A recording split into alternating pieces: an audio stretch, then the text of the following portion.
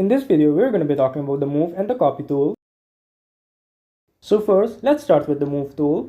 The move tool is very simple to use. You can select it from the large toolbar set or use M as a shortcut.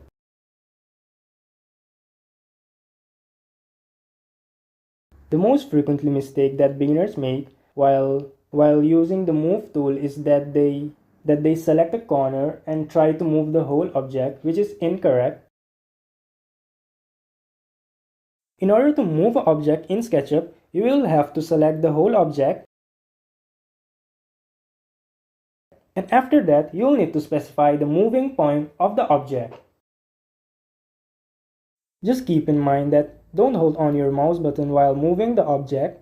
Just release the button immediately after the first click.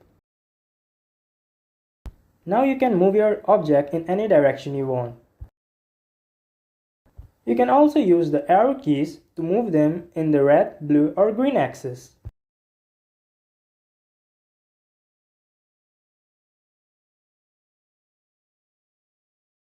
To move the cylinder, you can also use the same method. So now, let's look at the copy tool. The copy tool can be used to make copies of objects or geometries. So, in order to make a copy, let's select the whole object again.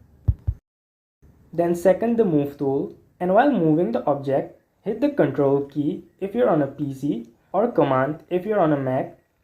In order to make the copy, click again on your mouse button, and there we have it.